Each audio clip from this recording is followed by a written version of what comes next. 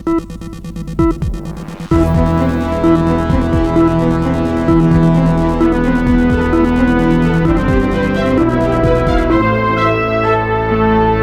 की राजनीति और प्रशासनिक गलियारों में बीते कुछ समय से एक नई बहस तेजी से उभर कर सामने आई है। सोशल मीडिया से लेकर टीवी डिबेट्स और राजनीतिक मंचों तक ये सवाल गूंज रहा है कि क्या योगी सरकार के अंदर ही अधिकारियों के बीच किसी तरह का टकराव, असहमति या खींचतान चल रही है। इस चर्चा को कभी अधिकारी बनाम अधिकारी तो कभी नियुक्तियों और इस्तीफों की राजनीति का नाम दिया जा रहा है।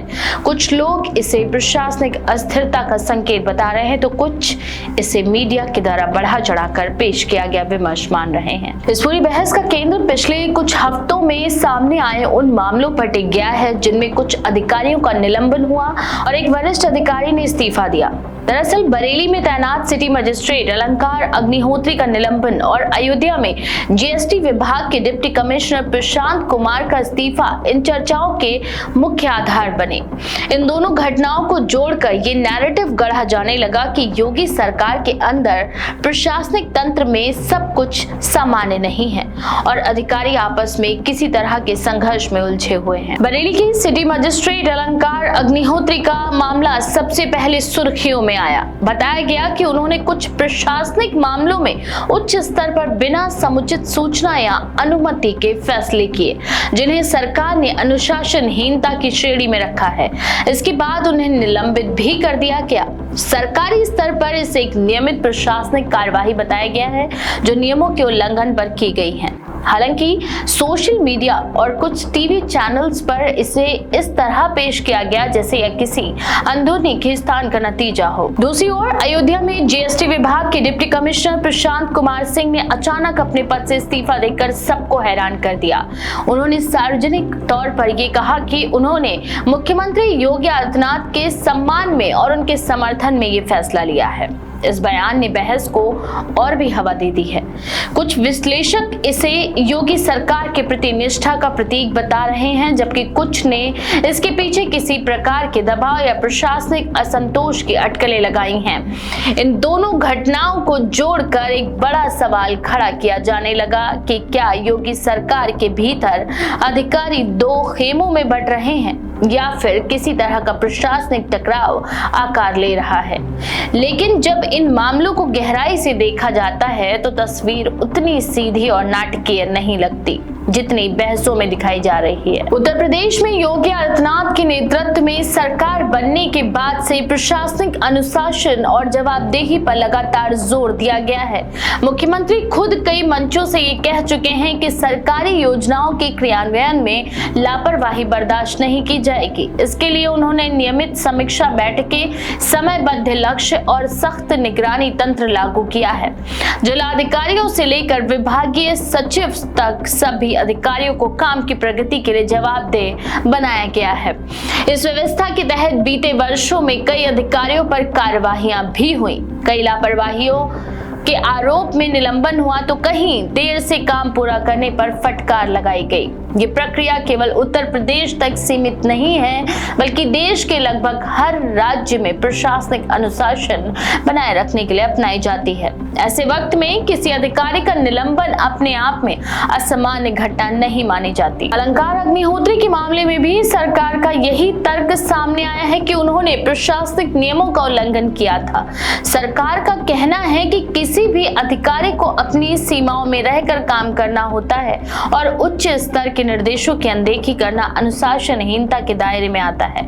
इस आधार पर की गई कार्यवाही को प्रशासनिक प्रक्रिया का हिस्सा बताया जा रहा है। इसी तरह प्रशांत कुमार सिंह का इस्तीफा भी एक व्यक्तिगत फैसला बताया जा रहा है। प्रशासनिक सूत्रों के मुताबिक उनका इस्तीफा किसी औपचारिक विवाद या विभागीय जांच का नतीजा नहीं था, बल्कि उन्होंने स्वयं सार्वजनिक मंच पर इसे मुख्यमंत्री के प्रति समर्थन से जोड़कर देखा। हालांकि इस कदम की टाइमिंग और उनके राजनीतिक अर्थों को लेकर कई तरह की व्याख्याएं सामने आई हैं। सोशल मीडिया पर इस पूरे मुद्दे को जिस तरह से अधिकारी बनाम अधिकारी की लड़ाई के रूप में पेश किया गया, उसने आम लोगों के मन में ये धारणा बना दी है कि शायद सरकार के भीतर कुछ बड़ा चल रहा है।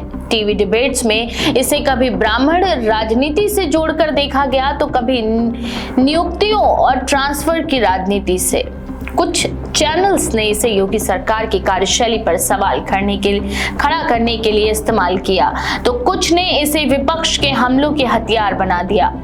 असल में यूपी जैसे बड़े राज्य में हर महीने दर्जनों ट्रांसफर, निलंबन और प्रशासनिक फैसले होते हैं। कई बार अधिकारी नियमों के उल्लंघन में पकड़े भी जाते हैं, कई बार राजनीतिक दबावों की चर्चाएं होती हैं और कई बार व्यक्तिगत फैसले भी सामने आते हैं। इन सभी को जोड़कर एक बड़े टकराव का नैरेटिव बनाना काफी हद तक मीडिया के प्रस्तुति शैली का हिस्सा माना जा रहा है। कुछ समय पहले अरविंद कुमार सिंह जैसे अधिकारियों के निलंबन का मामला भी सामने आया था, जहां आरोप था कि उन्होंने तय स्थान पर ज्वाइन नहीं किया और लंबे समय तक मोबाइल फोन भी बंद रखा। सरकार ने इसे गंभीर लापरवाही मानते हुए कार्रवाई की। ऐसे सभी मामलों को प्रशासनिक अनुशासन के उदाहरण के तौर पर देखा गया, न कि किसी अंदरूनी संघर्ष के रूप में। राजनीतिक दलों की प्रतिक्रियाएं भी इस बहस को हवा देने में अहम भूमिका निभा रही हैं। वहीं विपक्षी दलों ने इन सभी घटनाओं को सरकार पर हमला बोलने का मौका बनाया है।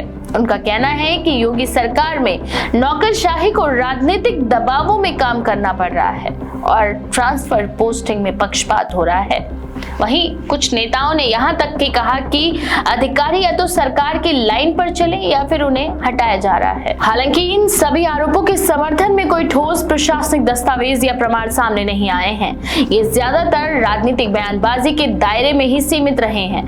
सरकार की ओर से बार बार यही दोहराया गया है कि सभी फैसले नियमों और प्रक्रियाओं के तहत लिए जा रहे हैं और किसी भी अधिकारी के साथ भेदभाव नहीं किया जा रहा है। विश्लेषकों का मानना है कि योगी सरकार की सख्त कार्यशैली की वजह से प्रशासनिक फैसले ज्यादा नजर आते हैं और मीडिया में चर्चा का विषय बन जाते हैं। पहले जहां कई मामलों में लापरवाही को नजरअंदाज कर दिया जाता था, अब वहां कार्यवाहियां हो रही हैं। इसी वजह से निलंबन और तबादलों की खबरें सुर्खियों में ज्यादा रहती हैं। इसके साथ ही साथ सोशल मीडिया का दौर भी इस तरह की बहसों को तेजी से फैलाने में बड़ी भूमिका निभा रहा है। किसी एक घटना को लेकर तरह तरह की व्याख्याएं वायरल हो जाती हैं और कुछ ही घंटों में एक बड़ा नैरेटिव खड़ा हो जाता है। अधिकारी बनाम अधिकारी जैसी पंक्तियां इस प्रक्रिया का नतीजा मानी जा रही हैं। जहां तक प्रशांत कुमार सिंह के इस्तीफे की बात है, प्रशासनिक हलकों में इसे एक असामान्य लेकिन व्यक्तिगत कदम माना जा रहा है। आमतौर पर अधिकारी अपने पद से इस्तीफा किसी बड़े विवाद या निजी कारणों से देते हैं, लेकिन इसे सार्वजनिक रूप से मुख्यमंत्री के समर्थन से जोड़ना नई बात थी। इसी वजह से इस पर चर्चाएं ज्यादा हुई। कुछ लोगों का मानना है कि ये कदम राजनीतिक संदेश देने के लिए उठाया गया, जबकि कुछ इसे व्यक्तिगत आस्था या निष्ठा का मामला बताते हैं। लेकिन इसे प्रशासनिक टकराव का प्रमाण मान लेना कई एक्सपर्ट्स को जल्दबाजी लगता है। फिलहाल कुल मिलाकर मौजूदा हालातों को देखकर ये कहना मुश्किल है कि उत्तर प्रदेश में वाकई किसी बड़े स्तर पर अधिकारियों के बीच संघर्ष चल रहा है। जो घटनाएं सामने आई हैं वे प्रशासनिक प्रक्रिया और व्यक्तिगत फैसलों के दायरे में आती हैं। इन्हें जोड़कर एक बड़े टकराव की कहानी बनाना ज्यादातर राजनीतिक विमर्श और मीडिया प्रस्तुति का हिस्सा नजर आता है। योगी सरकार की कार्यशैली शुरू से ही सख्त मानी जाती रही है। अनुशासन, जवाबदेही और समयबद्ध कामकाज पर जोर इसकी पहचान बन चुका है। ऐसे में कार्यवाही और फैसले स्वाभाविक रूप से ज्यादा नजर आते हैं। इन्हें संघर्ष का रूप देना शायद वास्तविकता से ज्यादा धारणा का मामला है। फिलहाल प्रशासनिक स्तर पर ऐसा कोई ठोस संकेत नहीं है जो ये साबित करे कि योगी सरकार के अंदर अधिकारी आपस में किसी युद्ध जैसी स्थिति में है। जो कुछ भी हो रहा है वह शासन प्रणाली के अंदर नियमों के पालन और राजनीतिक प्रतिक्रियाओं के बीच का सामान्य उतार चढ़ाव ही प्रतीत होता है। बहस जरूर तेज है, लेकिन उसके पीछे की वास्तविकता कहीं ज्यादा साधारण और प्रशासनिक प्रक्रियाओं से जुड़ी हुई दिखाई देती है। तो इस बारे में आपका क्या विचार है? अपनी राय कमेंट में लिखना ना भूलें। ऐसी और भी खबरों के लिए देखते रहें द पेज 19।